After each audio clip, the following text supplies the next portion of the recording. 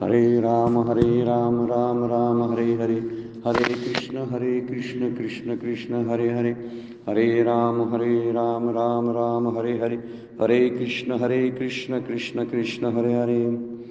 ब्रह्मानन्दं परमसुखदं केवलं ज्ञानमूर्तिं द्वन्द्वातीतं गगनसदृशं तत्त्वमस्यादिलक्ष्यम् एकं नित्यं विमलं अचलं सर्वधी साक्षिभूतं भावातीतं त्रिगुणरहितं सद्गुरुं तं नमामि.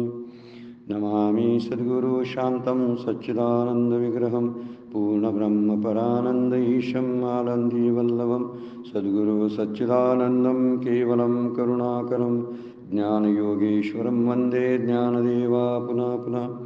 अलङ्कापुरी पुण्यभूमि पवित्र तिथे नांदतो ज्ञानराजा सुपात्र तया आठविता महापुण्यराशी नमस्कार माझा सद्गुरु ज्ञानेश्वराशी. सर्व संतांना वंदन, सद्गुरूंना वंदन. आपणा सर्वांना वंदन करून आजच्या चिंतनाला आपण प्रारंभ करूया.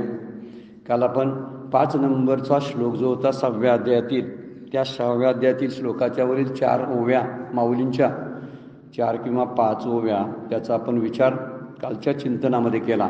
67 ते 70 नंबरच्या ओवीपर्यंत आपण त्याचा विचार केलेला आहे. 68 नंबरची ओवी वेदांताच्या दृष्टीनं वेदांतशास्त्र सांगणारी आहे. त्यामुळे कुठेतरी आपण नोंद करून घेतली तरीच हरकत नाही की त्यामध्ये खूप काही वेदांताचा सिद्धांत जे आहेत ते मांडलेले आहेत एकाच ओवीमध्ये. त्यामुळे 68 नंबरच्या ओवीवर आपण खूप वेळ घालवला. कदाचित 2 वेळा 2 भागामध्ये आपण बोललो 68 नंबरच्या ओवीमध्ये. तर तो फार महत्त्वाची ओवी आहे आणि आपल्याला शास्त्र समजण्यासाठी ती उपयुक्त आहे आणि म्हणून ती ओवी आपण नोंद करून घ्यावी. त्याचं चिंतन आपण स्वतःनी करावं.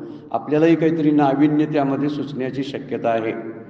आता आपण 6व्या श्लोकाकडे वळतोय. 6व्या अध्यायातील 6वा श्लोक जो आहे त्याच्याबद्दलचा विचार चालू आहे. योगारूढ असलेले आत्मज्ञानी किंवा जीवनमुक्त पुरुष आहेत त्यांची लक्षणं सांगायला माऊलींनी सुरुवात केलेली आहेत आणि भगवद्गीतेनं पण सांगायला चालू केलेले आहेत. त्यातलेच काही लक्षणामध्ये सांगता सांगता मध्येच ट्यून बदलला आहे गीतेचा. ते म्हणतात की तरुण कोण जातो, शत्रू कोण कुणाचा शत्रू आहे आणि कोण कुणाचा मित्र आहे, हे वर्णन करताना उद्धार करून घ्यायचा असेल तर कुणी कुणाचा उद्धार करायचा. इथं तरी माऊली म्हणतात की कवनाशी काय दिजेल कवने अद्वितीय येतं. या अद्वैतामध्ये कुणाला कुणी काय द्यायचं, कारण 2 नाहीतच. त्यामुळे देण्या घेण्याचा व्यवहार इथं घडतच नाही. ज्ञानसुद्धा देता येत नाही. त्यामुळे ज्ञान हे प्राप्त असल्यामुळं ते देण्याची, त्याची ओळख करून देण्याचं काम फक्त करू शकतात की हे ज्ञान आहे.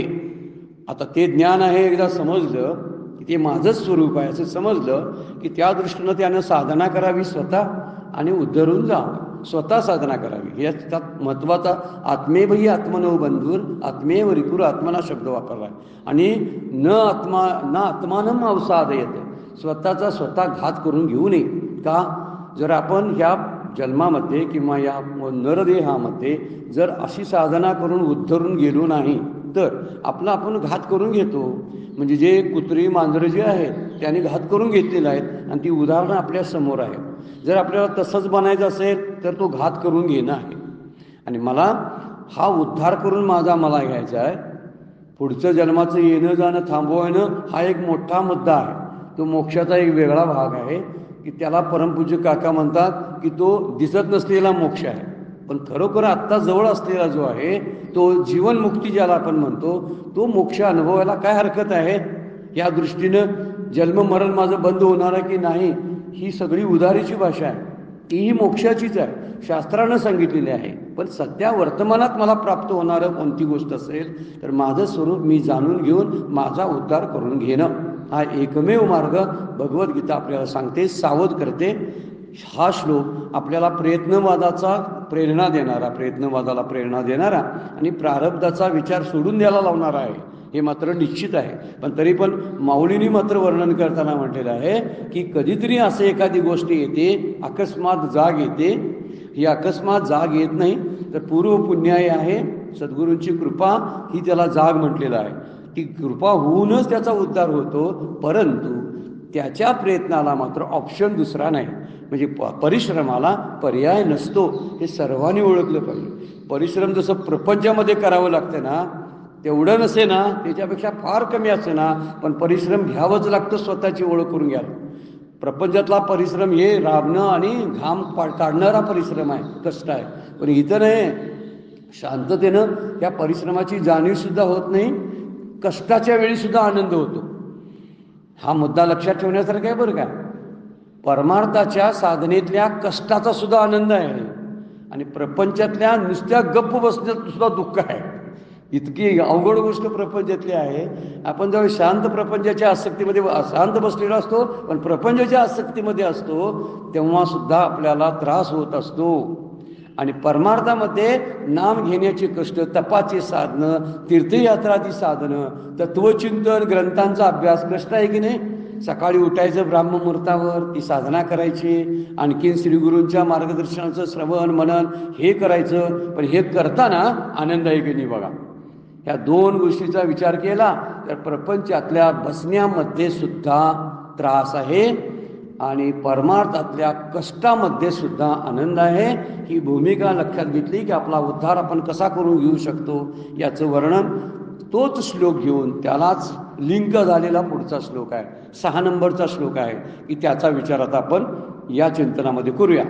बंधुरात्मनात्मनस्तस्य येनात्मेवात्मना जितः अनात्मनस्तु शत्रुत्वे वर्तितात्मेव शत्रुवत. हे वर्णन करतात बघा. ज्यानं विचारयुक्त चित्ताने या सगळ्या मन बुद्धी अंतःकरणाला आणि शरीरादी इंद्रियांना जिंकलेला आहे, त्याच्या आत्म्याचा तोच मित्र असतो. कसा आहे?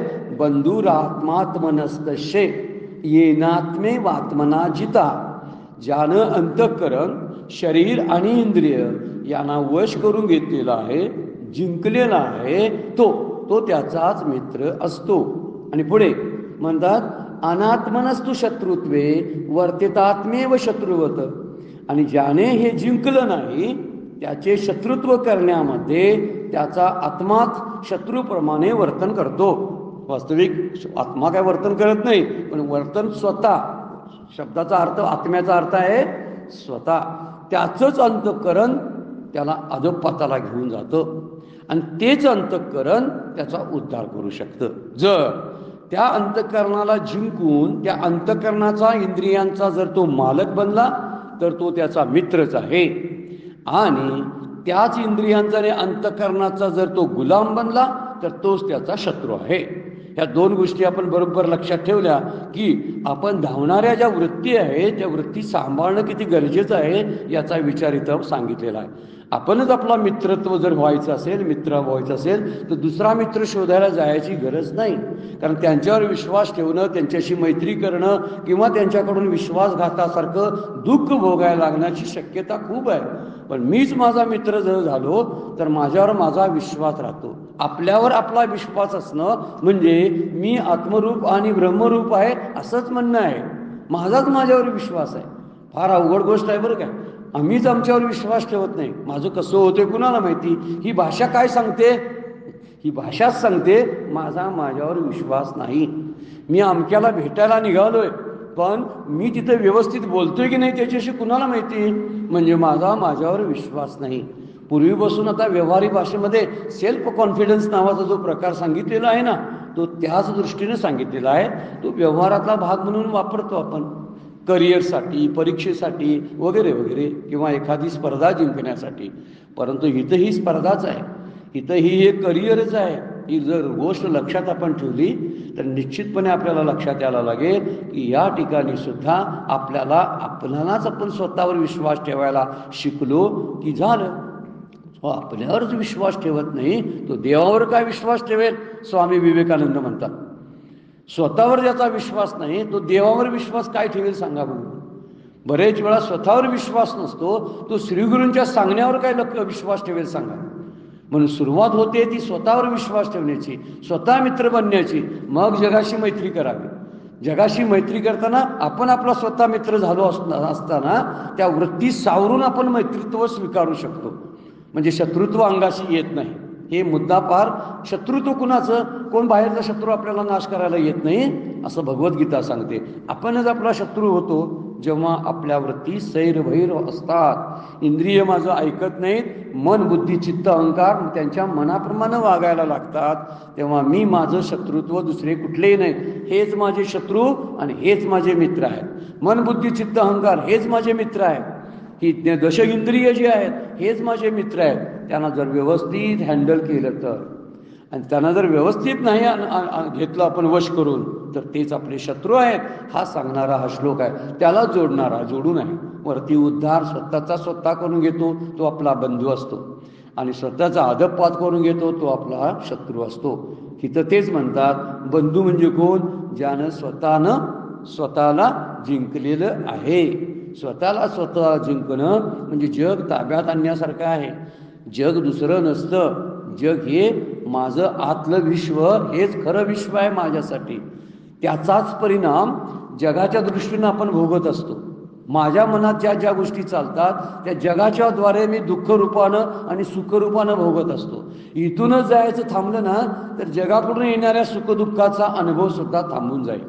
हा त्यातला मुद्दा म्हणून सांगितलेला आहे. माझा स्वतःवरचा विश्वास डळमळता कामा नये, याला आढळ श्रद्धा म्हणतात. ही श्रद्धा आत्म्यावरची श्रद्धा आहे, स्वतःवरची श्रद्धा आहे. नंतर देवावर श्रद्धा ठेवायला फारसा वेळ लागत नाही. स्वतःवर श्रद्धा ठेवायचा सराव ठेवला की देवावर श्रद्धा ठेवायला सद्गुरूंच्या वर आणि शास्त्रावर श्रद्धा ठेवायला अवघड जात नाही. म्हणून इथं म्हटलेलं आहे की स्वतःला जिंकतो ज्यानं स्वतःचं चित्त जिंकलेलं आहे. चित्ताचा अर्थ आहे अंतःकरण, इंद्रिय यांना जिंकलेले आहेत, तो त्याचाच तो मित्र आहे. आणि ज्यानं जिंकलेलं नाही, जे कसे वाटल तसे धावतात, इंद्रिय जे जे म्हणती ते तेच गा पुरुष करती, ते तरलेची ना तरते विषय सिंधू. माऊलींची ओवीच आहे. इंद्रिय जे जे म्हणतात, डोळे म्हणतात, कान म्हणतात, जीभ म्हणते, पाय म्हणतात, हात म्हणतात, तसं जर मी करायला लागलो तर ते तरलेची ना तरती विषय सिंधू. हा विषयाचा सागर ते पार करून जाणार नाही. आणि त्यासाठी माऊलीने एक असा विचार सांगितलेला आहे की त्यासाठी काय करावं, हा मुद्दा त्यापुढे मांडलेला आहे. आणि त्याची स्थिती नेमकी कशी असते, जो स्वतःमध्येच आणि स्वतःच्या अंतःकरणाच्या सगळ्या ज्या ऑर्डर्स आणि आज्ञा असतात त्याच स्वीकारित बसतो. मी मुळातला मालक, पण माझं मालकीत्व त्या लोकांनी हिरावून घेतलेलं आहे. माझं घर आहे, पण माझ्या घरात ते आत शिरलेले कुळं आहेत ती, आणि ही कुळंच माझ्या घराची मालकी स्वतःच्या नावावर करून घ्यायला पाहत आहेत. आपण सावध व्हायला पाहिजे की नाही. हळूहळू जशी यायला चालू करतील त्यावेळी अंदाज येतो आपल्याला की त्यांना कुठंतरी बंधनात ठेवायला पाहिजे. म्हणून कुळं असू देत, पण कुळं कंट्रोलमध्ये असू द्यात. कुठली कुळं? मन आहे, बुद्धी आहे, चित्त आहे, अहंकार आहे, ही 10 इंद्रिय आहेत, ज्ञानेंद्रिय आणि कर्मेंद्रिय आहेत. ही सगळी कुळं आहेत. आणि ह्यांच्याबरोबर येणारे जे सगळे शत्रू आहेत, काम विकार जे आहेत, क्रोधादी विकार आहेत, हे सडरूपू ज्याला आपण म्हटलेलं आहे, हे सगळे शत्रू यांच्या जोडीनंच आपल्याला आतमध्ये येत असतात. ह्यांचं सहकार्य घेऊन आपल्याकडे येत असतात. म्हणून ह्यांना ताब्यात ठेवली तर त्यांच्याद्वारे येणारे कामक्रोधादी शत्रू जे षडरिपू म्हणलेलं आहे ते थांबतील आणि आपलं रक्षण होईल. हे माऊलींना सांगायचं आहे. म्हणून माऊली पुढे आता वर्णन करतात की त्याची नेमकी स्थिती कशी असते. त्यासाठी फार सुंदर दृष्टांत पण दिलेले आहेत. एक कोश कीटकाचा दृष्टांत दिलेला आहे, पोपटाचा दृष्टांत दिलेला आहे. प्रसिद्ध दृष्टांत आहे ते. आणि या दृष्टांताच्या आधारे आपल्याला खरंच आपली स्थिती समजेल. इथं पोपट म्हणून वर्णन केलेला, कोश कीटक जो आहे त्या कीटकाचं वर्णन जे केलेलं आहे ते आम्हालाच लागू पडतं, जीवाला लागू पडतं. आणि हा जीव असा गुदमरून जातो, त्यामध्ये स्वतःला अडकून घेतो. आणि जेव्हा श्वास घेणं बंद होतं, म्हणजे अस्वस्थता जाणवायला लागते प्रपंचामध्ये, त्यावेळी वाटायला लागते मी काहीतरी चुकलोय वाटते. असं कसं मला व्हायला लागलंय, मीच माझ्या कोशामध्ये कसा काय अडकून राहिलो, अशी जाणीव व्हायला लागते. पण त्याला उशीर होता कामा नये, यासाठी शास्त्र आपल्याला सावधगिरीचा उपाय सांगणार आहे. म्हणून माऊलींची पहिलीच उभी आहे अहंकाराच्या बाबतीतली. कारण सगळ्याचं मूळ असेल कोणतं तर अहमवृत्ती जी आहे, अंतःकरणातली अहमवृत्ती जी आहे, ती अहमवृत्तीच फार कशी आहे, तिला जर ती ताब्यात आपल्या असेल, तिला जर शुद्ध करून घेतली तर ती चांगलीच आहे. नुसता अहम चांगला आहे, पण जेव्हा तो आकार धारण करतो तेव्हा तो धोकादायक होतो. अहम जेव्हा आकार धारण करतो तेव्हा अहंकार होतो. शास्त्र कसं बोलते बघा. अहम जेव्हा आकार धारण करतो तो आकार कसला आहे? मनोवृत्तीचा आकार, कर्तृत्वाचा, भोक्तृत्वाचा, कर्तेपणाचा, अभिमान असा आकार धारण करतो आणि मग अहंकार बनतो. अगोदर मूळचा तो अहंकार नाही, मूळचा अहम आहे. आणि अहम जो आहे ना तो मूळचा शुद्ध आहे. मग शुद्ध असलेल्या अहमला ही लागलेली जी काहीतरी आहे ना, ग्रहण लागले, ते ग्रहण आपण काढून घेतलं पाहिजे असा विचार इथं माऊली मांडतात. म्हणून अहंकाराचा विचार सांगितलेला आहे की आपण विचारपूर्वक अहंकाराचा त्याग करणं फार गरजेचं आहे. प्रसिद्ध असणारी उभी आहे, टिप्पणी करून घ्यावी अशी आहे 71 नंबरची उभी. हा विचारुनी अहंकार सांडिजे मग अस्तीच वस्तू होईजे तरी आपली स्वस्ती सहजे आपण केली. कसं बघा म्हणतात, आपणच आपले मित्र कसे बनवू शकतो यासाठी उपाय पहिला सांगितलेला आहे. इथं म्हणलेलं आहे की अंतःकरणाला ताब्यात ठेवा. आता अंतःकरणाला ताब्यात ठेवायचं म्हणजे काय करायचं हे भगवद्गीता सांगत नाही बरं का. ते भगवद्गीता तोकडं बोलते, शॉर्टमध्ये बोलते आणि माऊलींनी त्याचा विस्तार केल्यामुळं आपल्याला लक्षात येतं. आता ही वृत्ती म्हणजे काय तर पहिली अहम वृत्ती जी आहे तीच पहिली विचारानं टाकली पाहिजे असं वर्णन करतात. देह आणि आत्मा याचा विचार करून देहावरील अहंकार टाकून द्यावा. पहिला तुकडा हा विचारुनी अहंकार सांडिजे. आणि देह आणि आत्मा ही एक नाही तर ते भिन्न आहेत हे कळलं पाहिजे. आणि हे कळणं म्हणजे अहंकार टाकून देणं, देहाबद्दलचा असलेला अहंकार. आपला जो विवेक करावा लागतो तो विवेक. म्हणून इथं म्हटलेलं आहे सत्य काय, असत्य काय, सार काय, असार काय, किंवा आत्म काय आणि अनात्म काय यांचे आत्मानात्म विवेक, सारासार विवेक, नित्यानित्य विवेक असे विवेकाचे प्रकार शास्त्रानं सांगितलेले आहेत. त्यातला हा एक विवेक सारासाराचा करावा. देह असार आहे, जेवढं त्रिगुणात्मक सृष्टी आहे तेवढी असार आहे. आणि सारभूत तत्व जे आपलं ब्रह्म किंवा आत्मा माझं स्वरूप तेच सारभूत आहे. आणि त्रिगुणामध्ये देह येतो, कारण त्रिगुणापासूनच प्रकृतीपासूनच देहाची निर्मिती आहे. प्रकृती एकटी कार्य करत नाही, ती 3 गुणांना घेऊन कार्य करते, 5 महाभूतांना घेऊन कार्य करते. म्हणून ती अष्टधा प्रकृती म्हटलेलं असतं. त्याला 8 प्रकारची प्रकृती आहे ती. त्या 8 मध्ये 3 गुण आणि 5 महाभूते येतात आणि त्यामुळे ती अष्टधा बनते. प्रकृती एकटी काय करत नाही, यांना घेते, घेऊनच तिला प्रकृती म्हणतात आणि ती कार्य करत असते. तर त्रिगुणात्मक जेवढी सृष्टी आहे, आता जी दृश्याला येते, माझ्या कानाला ऐकू येतं, जे मला जिभेला टेस्टनं कळतं, स्पर्शानं कळतं, नाकानं गंधाच्या द्वारे कळतं, ते सगळं त्रिगुणात्मक आहे. शब्द, स्पर्श, रूप, रस, गंध हे सगळे जे पंचतन्मात्रा किंवा पंचविषय सांगितलेले आहेत हे सगळे त्रिगुणात्मक आहेत. माऊलींचा 3राच अभंग हरिपाठामध्ये आहे.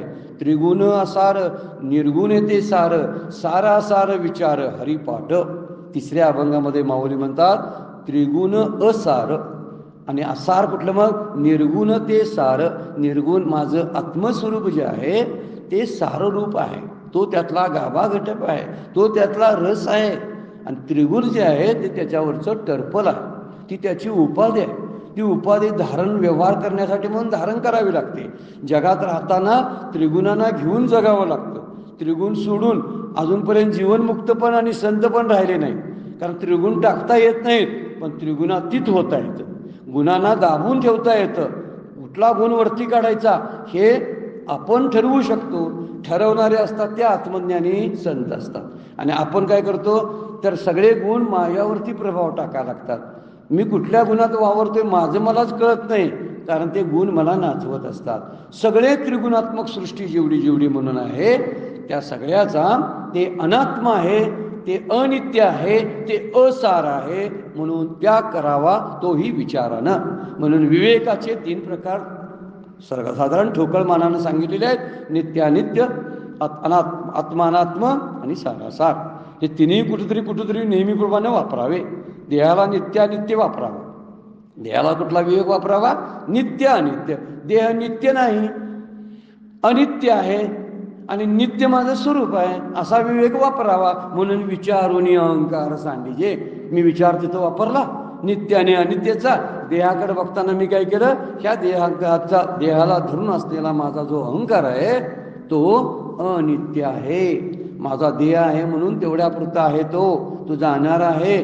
आणि मग जर हात टाकला तर माऊली काय म्हणतात, मग अस्तची वस्तू होईजे. अस्तीचं म्हणजे जी आहे आपण, जे आपलं स्वरूप आहे तेच आपण होऊ. जर विचारपूर्वक अहंकाराचा जर त्याग केला तर आपण जे आहोत ते होऊ. म्हणजे आपण आहे ते आता आपण जाणवत नाही. त्याचं कारण आहे अहंकाराला धरून मी बोलतो म्हणून. अहंकाराच्या आड दडलेलं माझं स्वरूप आहे आणि म्हणून माझी अस्तीची वस्तू होईजे ती झाली नाही अजून. म्हणजे माझ्या खऱ्या स्वरूपाची ओळख मला झालेली नाही. तर मी वरचे ज्या काही भूमिका आहेत, मी बायको म्हणून, मी नवरा म्हणून, किंवा मी काका किंवा काकी म्हणून वावरतो. आणि ह्याच खऱ्या ओळखीत आपण, खोट्या ओळखीत आपण मग्न झालेलो आहोत. खरं जे आहे मी स्त्री किंवा मी पुरुष हे मूळचंच विसरलेलेच आहेत. एखादा भूमिका करणारा नट आहे, तो काहीतरी छत्रपती शिवाजी होतो किंवा संभाजी होतो किंवा अफजल खान होतो, तर त्या भूमिकेपुरतं त्याने विचार करावा ना, आणि भूमिका टाकून घरात वावरावं. पण समजा घरातही तो अफजल खानासारखा आणि छत्रपती शिवाजीसारखा समजा वावरायला लागला तर परिस्थिती गंभीर होईल. आजची आमची प्रपंचातली परिस्थिती गंभीर झालेली आहे. त्याला कारण मी माझं खोटी भूमिका सोडायला तयार नाही. म्हणून मी तिथं केली ना तेवढीच करावी. समोर मूल दिसते ना तर मी त्याची आई किंवा बाबा, पण त्याच्यामध्ये गुंतणं हे मी माझ्या उपाधीमध्ये गुंतण्यासारखं आहे. माझं स्वतःचं स्वरूप विसरण्यासारखा प्रकार आहे. म्हणून त्याला टाकावं ना ते. मग कसं टाकायचं, विचार करून. विचारून अहंकार सांडिजे, मग अस्तीची वस्तू होईजे. विचारपूर्वक अहंकाराचा त्याग करावा, म्हणजे अहंकाराची ओळख करून घ्यावी. हा अहंकार आहे बरं काय. मगाशी मी जे बोललो ना, अहंकारानं बोललो. मी करतो, मी असायला पाहिजे तिथं, माझ्याशिवाय एखादी गोष्ट घडणार नाही, मी नसेन तर घरातली सगळी अव्यवस्था होईल, मग मला घरातून बाहेर पडता येणार नाही. अशा ज्या कल्पनेच्या ह्या पसाऱ्यामध्ये आपण जे फिरत असतो ना, त्याला म्हणायचं तो कल्पनेतून बाहेर विचारपूर्वक पडलं पाहिजे. माझ्याशिवाय सगळं चालतं. कारण खूप लोक येऊन गेले आणि ते आले आणि गेले, तरीही सृष्टी आहे. सृष्टीत बदल होणे, चालणं हे सगळं त्याच्या निसर्गाप्रमाणे सगळं चालू आहे. आपण त्यात काय करू शकत नाही. त्यामुळे माझं आहे ते माझ्यामुळं होतं हे म्हणणं फार चुकीचं आहे. माझ्याशिवाय होत नाही म्हणून अहंकाराची ओळख करून घ्यावी. बरेच वेळा शास्त्र काय सांगते बघा, वाक्य लक्षात ठेवण्याचं आहे. ज्ञानाचा अहंकार होतो. आपण काहीतरी थोडासा काहीतरी प्राप्त करतो, कुठलं तरी ज्ञान, मला अमुक येतं, मला तमुक येतं, ते इतरांना येत नाही, इतरांच्यापेक्षा मी ते चांगलं करतो. बघा ना त्यातनं तुलना कशी, त्यांच्यापेक्षा मी चांगलं करून दाखवीनच, ईर्ष्या. त्यांच्यापेक्षा मी चांगलं करतो, तुलना. माझ्या इतकं कुणाला येत नाही, हा अभिमान. सगळी रूपं अहंकाराची आहेत बरं की, पण दिसून येत नाहीत बोलण्यातून. आपण मला जरा जमते बरं का त्यांच्यापेक्षा बरं, याचा अर्थ असा आहे की तो अहंकारच आहे, सूक्ष्म. म्हणून ज्ञानाचा अहंकार होऊ शकतो, होतोच. पण शास्त्र सांगतं अहंकाराचं ज्ञान झालं पाहिजे. ज्ञानाचा अहंकार होऊ नये तर अहंकाराचं ज्ञान झालं पाहिजे. किमान माझ्याकडे तो अहंकार नांदतो, वसतो, याची तरी जाणीव होऊ दे ना. म्हणजे मग काढायला सुरुवात करूया, त्याची एकदा ओळख करून घ्यावा. असा आहे तो. मग असा आहे तर त्याला कोणत्या ठिकाणी वर येतो, ती ठिकाणं शोधावी. आणि बोलताना, वागताना आणि विचार करताना, इथे विचारूनही शब्द वापरला. बोलण्यातून अहंकार काढावा असं सांगितलेलं नाही आहे. बरेचसे लोक अजिबात मी अहंकार नाही असं बोलण्यातून अहंकार काढतात. मी अहंकारी नाही, मी गर्विष्ठ नाही. विनोबा भावे तरी म्हणतात की म्हणतात ना त्या अहंकाराचीच भाषा आहे. असं म्हणता का मग? मी अहंकार नाही ही जाणीव जी आहे ही अहंकारातूनच येते. मी गर्विष्ठ नाही, मी अभिमानी नाही, ही जाणीव शिल्लक आहे ना. इथं जाणीव करे तो उणे. आणि काय पुढे वर्णन माऊलीचं आहे विसरली उभी मला ती. जो जाणीव करतो ना ते उणे. आणि आम्ही झालो ऐसे म्हणे तो काहीच नव्हे.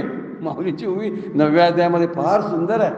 काय, जो ते जाणीव करी तोची उणे, आणि आम्ही झालो ऐसे म्हणे तो काहीच नव्हे. स्वतः मी झालोय असं जो म्हणतोय ना तो काहीच झालेला नाही. ज्यांच्याकडे जाणीव असते ना, ती जाणीव आहे तोपर्यंत अहंकार गेलेलाच नाही, विचारानं घालवलाच नाही. म्हणून तुकोबा सुद्धा मागणी करताना विठ्ठलाकडे म्हणतात, जाणूनी नेनते करी माझे मन, तुझी प्रेम खून देऊनिया. जाणूनी, मग तुझी ओळख करून घेतो मी. ओळख करून घेतली, आता मी ओळख करून घेतली, मला देव समजला, मी ब्रह्मरूप आहे, हे जी आहे ना, हे सुद्धा जायला नेणीव आणून दे मला. म्हणजे मी ब्रह्म आहे ह्याची सुद्धा जाणीव नको. अगोदर जाणूनी नेणते कर, नेणते पण करत ना. जाणूनी शब्दाचा अर्थ आहे मी देह आहे ही पहिली जाणीव माझी घाली. मी देह आहे ही जाणीव गेली की मग राहतं मी जीव आहे म्हणे, तीही हळूहळू झाली. मधला टप्पा आहे. तिसरा टप्पा फार महत्वाचा आहे, मी ब्रह्म आहे ही जाणीव आहे. ही जाणीव जेव्हा जाते आणि नेणिवाचा प्रांत सुरू होतो ना, तो कसा होईल? तुझ्यावरील प्रेमानंच होईल, असं विठ्ठलाला तुकोबा म्हणतात. तुझं प्रेमाची खून मला दे, तुझी भक्तीची खून दे. तुझी भक्ती व्यवस्थित केली ना, माझ्यातला अहंकार जातो, मला फारसा विचार करायला लागत नाही, तो तूच विचार कर. म्हणून तुझ्याकडे मी मागणी करतो, जाणूनी नेनते करी माझे मन, तुझी प्रेम खून देऊन या.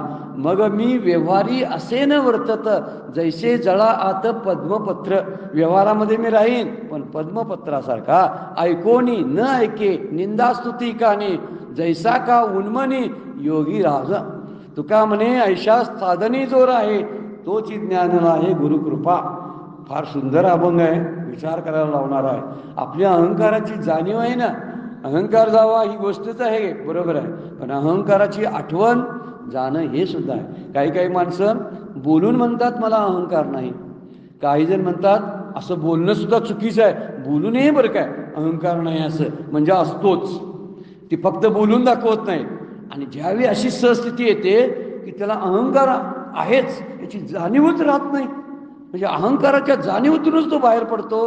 म्हणून म्हणलंय विचारून, हा विचारून अहंकार सांडीजे, मगच तुला अनुभव येईल की अस्तीची वस्तू तू आहेस, होईजे तूच होतोस. तुला व्हायला जायला लागत नाही, तुला ज्ञान मिळवायला लागत नाही. ज्ञानाला प्रतिबंध करणारा अहंकार जो आहे तो विचारपूर्वक तू टाकून दे, बाकी काय करू नकोस. तू ज्ञान आणायला जाऊ नको, अहंकार टाकायला लागेल, सोडावा लागेल विचारपूर्वक, पण ज्ञान घ्यावं लागत नाही. अस्तीची आहे, अस्तीची वस्तू शब्द कसा कसा चपकल वापरलाय बघा. अस्तीची म्हणजे जी सतरूपानं पूर्वी आहे, आत्ता आहे, नंतर असणार आहे, जी त्रिकालाबाधित आहे, त्याला देश काल वस्तूची परिचिन्नता नाही, मर्यादा नाही. त्या मर्यादेच्या पलीकडे गेलेलं ते तत्व असतची म्हणजे अस्तीची म्हणजे असणारच, असत नव्हे असणारच, असणारच ते तत्व सतत जाणवणार आहे. म्हणून विचारपूर्वक या ज्ञानाचा अहंकार जो येतो तो कदाचित होईल, पण अहंकाराचं ज्ञान होणं फार गरजेचं आहे. त्यामुळे नेहमी लक्षात ठेवायचं, दोन मीचा विचार करावा लागतो, एक शुद्ध असणारा मी आणि एक अशुद्ध असणारा मी. सतत जो संसारामध्ये मीपणानं बोलावं काही वेळा लागतं, ते कोणी केलं? हा मी मग अशी केलं, हा का साधी गोष्ट आहे, ती अहंकाराची गोष्ट नसते. अगदीच आहे, मी श्वास घेतो, यात कसला अहंकार आहे? काहीच नाही. मी काहीतरी खाल्लं, त्यात कसला अहंकार आहे? पण मी करतो माझ्याशिवाय होत नाही, हे मोठ्या अहंकाराचं स्थूल रूप आहे, ते लक्षात घेणं फार गरजेचं आहे. पण दोन प्रकारचे मी आपल्यात सतत जाणवत असतात. एरवी सर्वांच्या हृदयदिशी ते बुद्धीस पुरे हरणीशी असं वर्णन माऊलीने केलेलं आहे. सगळ्यांच्या हृदयामध्ये मी अशी जी बुद्धी स्फुरत असते ते रूप माझं आहे म्हणतात भगवंत. जे मी रूपानं त्याला शुद्ध रूप म्हणलेलं आहे. हा शुद्ध मी. आणि व्यवहारात असणारा जो अहंकार धारण करून बोलणारा आहे तो अशुद्ध मी आहे. मग आता आपल्याला काय करायचं आहे? विचारून अहंकार सांडायचा म्हणजे काय करायचं? तर त्या अशुद्ध मीचं बळवण करायची, त्याला घालवून द्यायचा. जा रे बाबा, तू माझा नाश करणार आहेस आणि माझ्या ज्ञानातला आणि देवातला आणि माझा प्रतिबंध करणारा आहेस, माणसं तोडणारा तू आहेस. 2-3 गोष्टी आहेत बघा. व्यवहाराच्या भाषेत बोलावं लागतं आणि व्यवहार पण सांभाळावं लागते. अहंकार व्यवहारामध्ये सुद्धा अडचणी करतो. मी मोठा वाटतोय ना, ते मोठा लागलं असे अहंता गुणी सर्व ही व्यर्थ, मुखी बोलले सर्व ही व्यर्थ जाते. समर्थांचा श्लोकच आहे मनाच्या श्लोकामध्ये, अहंता गुणे. अहंता आले ना तर मुखात बोललेलं सुद्धा व्यर्थ जातं. किती शहाणा असू दे, नंतर काय नाही गर्विष्ठा होतो, काय तिचं हे व्यवहारातलं बोलणं बरं का. आणि इकडं तरी सोसतच नाही, इतकं एवढे सूक्ष्म व्यवहार इतका आहे, तर या सूक्ष्मतेच्या प्रांतामध्ये एवढा सुद्धा अहंकाराची थोडीसुद्धा लक्षणं दिसून चालत नाहीत परमार्थाच्या क्षेत्रामध्ये. जर खरोखरच्या ओरिजिनल शांतीचा लाभ घ्यायचा असेल तर त्यासाठी आपलं बोलणं चाललंय, सूक्ष्म गोष्ट आहे. आणि म्हणून त्यामध्ये बोलताना ते म्हणतात की 2 मी आहेत, एक शुद्ध आणि अशुद्ध, आणि अशुद्ध घालवण्यासाठी साधना करावी लागते, शुद्धासाठी नाही. अस्तिची वस्तू होईजे हा मुद्दा त्यातला आहे. अस्तिची म्हणजे जे आहे ते तू होशील. होशील म्हणजे होशील शब्दाचा अर्थ तू आहेसच तसा. आहेस म्हणजे तू ब्रह्मरूप आहेस, आत्मरूप आहेस, तू ज्ञानरूप आहेस, तू आनंदरूप आहेस.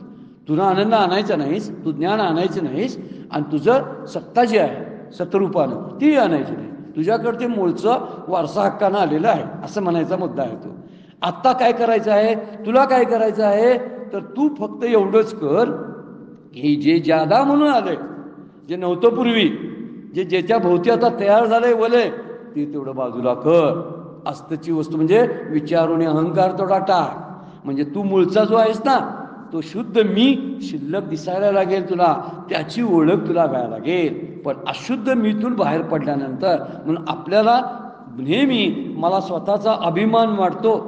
काही वेळा माणसं म्हणतात बोलता बोलता, ह्याबाबत मला स्वतःचा अभिमान वाटतो बरं का, काय तर मी अहंकारी नाही. वाक्य कसं गमतीशीर आहे बघ.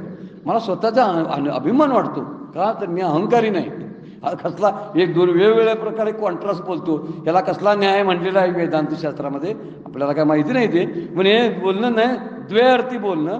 म्हणजे काय बोलतात ना ते नेमकं लक्षात येतं, पण तेच असतं ते. मला अभिमान वाटतो कशाचा, तर मी अहंकार नाही. अरे मुळात अभिमान वाटतोयच ना, तो कशाचाही असू दे, अहंकाराचा असू दे तर कशाला तरी असे. म्हणून विचार केला पाहिजे, आणि विचारपूर्वक ते त्याचं आश्चर्य सांगितलेलं आहे 10व्या अध्यायामध्ये ज्ञानेश्वरीच्या. एक चांगली ओळी माऊलीने टाकलेली आहे. नवल अहंकाराची गोटी विशेष न लगे सज्ञाना, विशेष न लगे अज्ञाना पाठी, सज्ञानाचे झोंबी कंठी, नाना संकटी नाचवी. हा अहंकार काय करतो, नाचवतो. कुणाला, सज्ञानाचे झोंबी कंठी.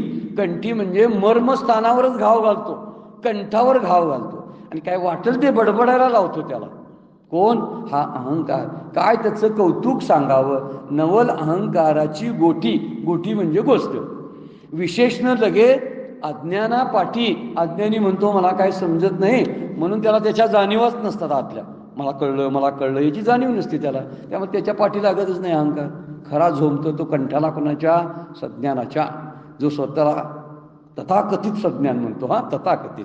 कारण ज्ञान खरं जे आहे ना ते अहंकारी नसतं. म्हणून इथं म्हणलेलं आहे की ते विचारता म्हणून विचार केला, जो शुद्ध मी आहे त्याच्यावर या अशुद्ध मीचं आवरण आहे. म्हणून मला शुद्ध मी दिसत नाही. कुठं तरी अशा प्रतिमा दगडाच्या कोरलेल्या असतात मंदिरामध्ये. जाता येताना लगेच ते एखादी हनुमंताची मूर्ती आहे आणि त्याच्यावर प्रत्येकजण येतो आणि सिंदूर लावत असतो बघा. आणि सिंदूर लावायचं, पुढे जायचं नमस्कार करून. इतका सिंदूर त्याच्यावरती असतो, तर खरे हनुमंत आहेत ना आत लपूनच कुठं जातात. मग कोणतरी एखादा येतो आणि मग ते जरा धुवून काढूया, आणि हनुमंतच दिसना झालेत. यांची कसली भक्ती म्हणायची की मूळच्या हनुमंतालाच घालावा लागलीत. कुणाची भक्ती करतात, सिंदुराची काय हनुमंताची. तसं मी अहंकाराची भक्ती करतो की माझ्या शुद्ध मीची. शुद्ध मीला एकदा असा धुतला पाहिजे अशुद्धाला, तो विचार अहंकार घालवला पाहिजे. म्हणजे आतला हनुमंत जी मूर्ती आहे ना ती स्पष्ट दिसायला आपल्याला लागेल. म्हणून तो वरचा सिंदूर, वरचं आवरण, मल विक्षेप सगळे काढायला पाहिजेत. काढले की आतमध्ये, म्हणून माऊलींची एक फार सुंदर होऊया, येथे विचारता निरसले प्रपंच सहज सांडवले, तत्वता तत्व उरले ज्ञानी अशी.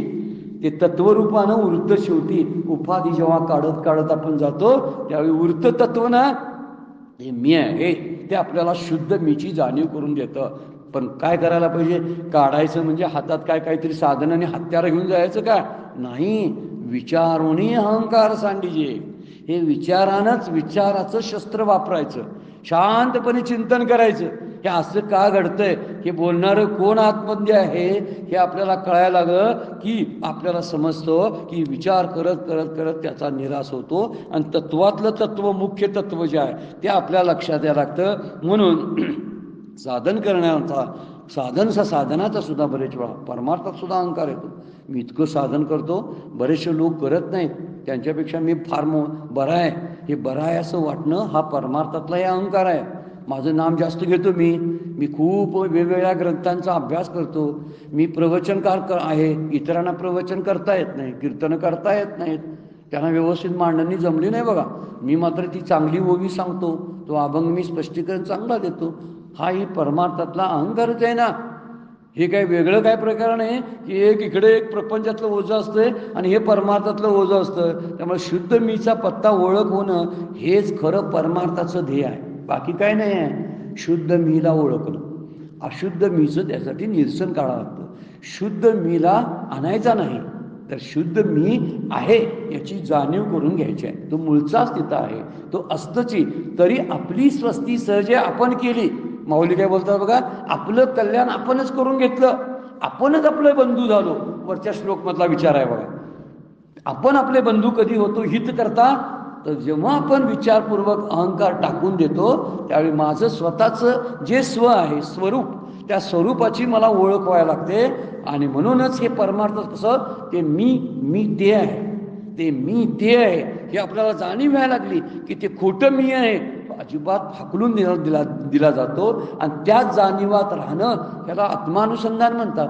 त्या शुद्ध मीच्या जाणीवेमध्ये राहणं, ते आहे आतमध्ये, त्या जाणीवेमध्ये राहणे हेच आत्मानुसंधान आहे. त्यासाठी थोडा वेळ साधना करावी लागते, त्याचा सराव करावा लागतो, नंतर ते अंगवळणी पडावं लागतं, मग जाता येता सुद्धा ते होतंय. असा त्याचे टप्पे ठरलेले आहेत, शास्त्रानं सांगितलेले आहेत. म्हणून इथं माऊलींची पुढा तर उभी आलेली आहे, पण इथं संदर्भ आहे म्हणून सांगतो. तैसा देहांकारू नाथिला हा समूळ दयाचा नासिला, तोची परमात्मा संचिला आधीच आहे, अगोदरचाच तो परमात्मा आहे. कधी तैसा देहांकारू नाथिला, नसलेला अहंकार घेतलेला आहे ना, तो गेला. तो परमात्मा तो देहांकारू नाथिला हा समूळ दयाचा नाशिला, अज्ञानासहित जेव्हा अहंकार निघून जातो तो अगोदरचाच परमात्मा आहे हे त्याला कळायला लागतं. अहंकार गेला तुका म्हणे देव झाला, कशी भाषा बोलतात बघा.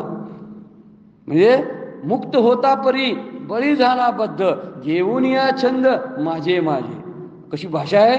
मुक्त होता आणि इथं म्हणतात की आधीचाच परमात्मा आहे, आणि इथं म्हणतात आस्तीची वस्तू होईजे. सगळे संत वेगवेगळी भाषा वापरतात, बोलतात एकच बरं काय, आणि हे बोलणं सगळं तसंच असतं, फक्त आपण त्यातलं मर्म तेवढं जाणून घ्यावं लागतं. इथं आता म्हणलेलं आहे देहांकारू नाथीला, नसलेली गोष्ट जी आहे अहंकाराची ती एकदा घालवली, हा समूळ दयाचा नाशिला. साधनेनं, गुरुकृपेनं आणि आपल्या तपानं जेव्हा आपण हाच अहंकार घालवायला लागतो तेव्हा आपणच परमात्मा रूप आहोत असं आपल्याला जाणवायला लागतं. म्हणून आस्तीची वस्तू होईजे म्हणजे तो ब्रह्मरूपच होतो. म्हणून त्यातला मी घालवायचा नसतो. मूळचा मी आहे तो आहेच, मी घालवायचा नाही, मीपणा घालवायचा.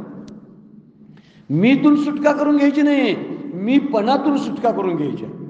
फार चिंतन करणारी ही वाक्य आहेत बरं काय शास्त्राची, म्हणून आपण याच्यावर चिंतनच करायला पाहिजे. मीतून सुटका कशी होईल सांगा, होतच नाही. मी हे सदरूपानं असणारं माझं अस्तित्व आहे, शुद्ध मी. आणि दुसरा मी जो आहे ना तो मीपणातून आलेला मी आहे, त्याला अहंकाराची जोड आहे. आणि म्हणूनच तो आल्यामुळंच मला त्यातून मीपणातून सुटका करायची आहे, म्हणजे अहंकारातून बाहेर पडायचं आहे. म्हणून माझेपणानं सुरुवात, माझेपणातून मीपणा येतो. माझं माझं माझं वाटतं, ही माझ्या मालकीचं आहे वाटतं, हे कुणी घेऊ नये म्हणतो, त्याला कुणी हात लावू नये म्हणतो, झाला बघा अहंकार सुरू. माझेपणातूनच मीपणा येत असतो. आता माझं पण घालवलं की मीपणा पण जातो. माझं पण शब्दाचा अर्थ आहे ममत्व. हे ममत्व जे गेलं, अहम ममतेची या लवड सवडी, 9व्या अध्यायात माऊली बोलतात. अहम ममतेची या लवड सवडी, मातेन पौतीची बापुडी, जन्म मरणाची या दुथडी डहुलती ठेली. 9व्या अध्यायामध्ये फार सुंदर उभे आहेत, सुरुवातीच्याच आहे. मला वाटते 67-68 अशी नंबरची उभी असेल, कदाचित 65 उभी.